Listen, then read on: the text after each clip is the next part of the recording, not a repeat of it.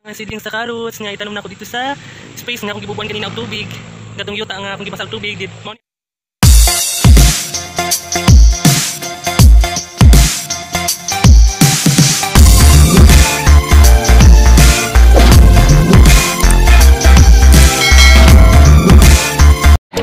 Hello, what is up mga ka-agri people? It's me again, it's the Fireball User, and welcome back to my YouTube channel. For today's vlog mga ka-agri people, may isa naman akong panibagong video clip na ipapakita ko sa inyo. Ito po ay kung paano ko itinanim ang carrot. Before anything else mga ka-agri people, kung napadaan na rin kayo sa YouTube channel ko, please subscribe na and pindutin ang notification bell para ma-notify kayo sa mga next kong videos na i-upload. And guys, may trivia po akong ibibigay sa inyo, and disclaimer lang po sa trivia na ito po ay based on my research, learning and experience. I-share ko po sa inyo para malaman nyo kung ano ang health benefits na makukuha natin sa carrots. Ang carrots nga po pala mga ka-agri people are rich in vitamins, minerals, and fiber. They are also a good source of antioxidants. Ang antioxidants are nutrients present in plant-based foods. They're a weight loss friendly, linked to lower cholesterol levels and improve eye health. Ang scientific name nga po pala ng carrots mga ka-agri people ay Daucus carota subsp. sativus. Common name niya ay carrots. Ang family name naman niya ay Apiaceae. Sana nakabigay ng kaalaman po sa inyo kung ano ang meron sa carrots. So ayun guys, papakita ko na sa inyo kung paano ko itinanim ang carrots.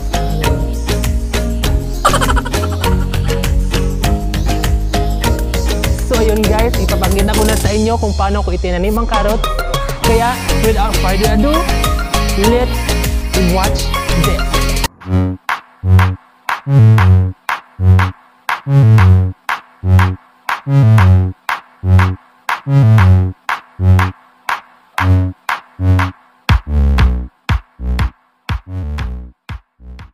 So ayun guys, before nato tamnan og carrots ato sang buwan og tubig ang yuta kay para mabasa, para mahumok siya guys, kay dili siya lanan dayon guys tinay ato sa building. So ato siyang uban og tubig para mabasa siya. So nato itanom ang carrots. Guys, pag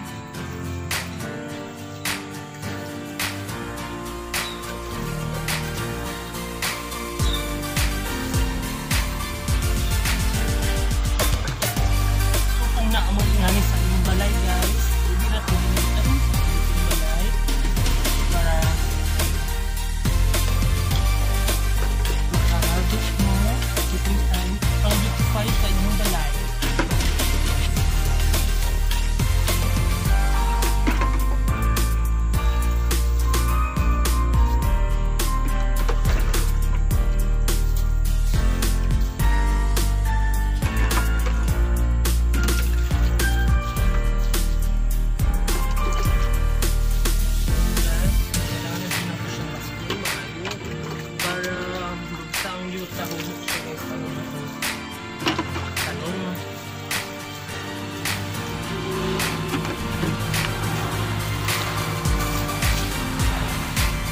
Okay guys, kaya tapos naman ibasa ang yuta. Tara guys, samahan nyo akong magkuha og similya sa carrots dito sa Pikas nga area. Tara guys, nyo ko guys. Muna itong butangan sa itong seedling sa carrots guys. Mauni siya. Mga ka-agri people, mauni karon ang seedling sa carrots nga itanom na ako dito sa space nga akong gibubuan kanina og tubig. Mauni akong itanom dito guys. Naana siya sa seedling tray. Kuha na ko dito sa Pikas area. Tara guys, samahan nyo ako magtanom o carrots. Let's go!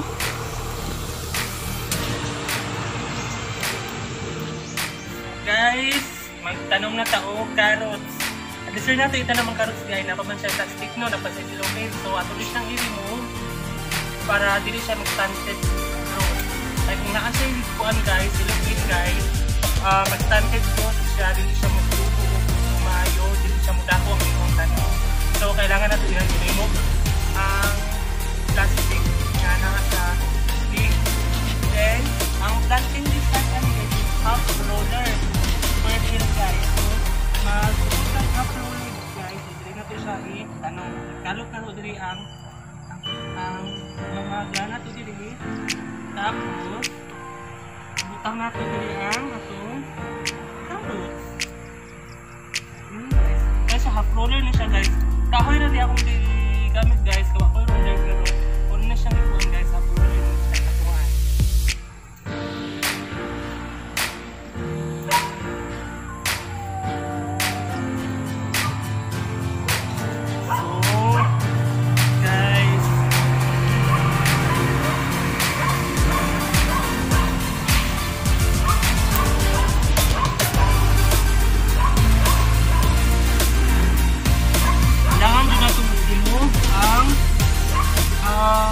Plastic guys para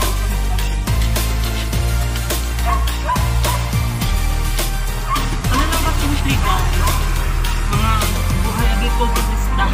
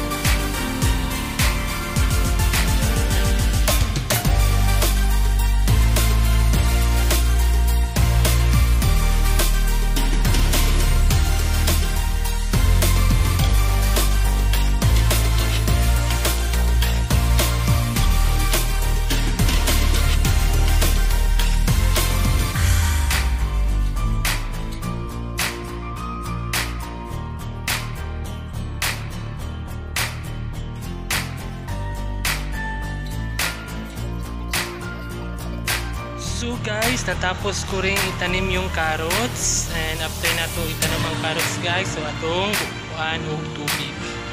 Let's go!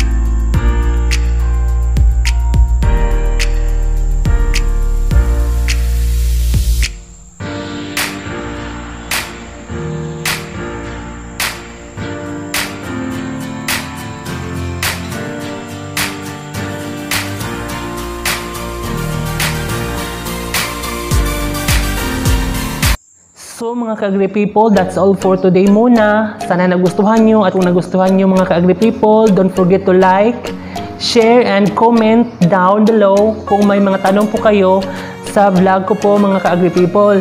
Sana nasa mabuting kalagayan po kayo ngayon. Always pray to God and keep safe always. Thank you for watching and see you on my next vlog.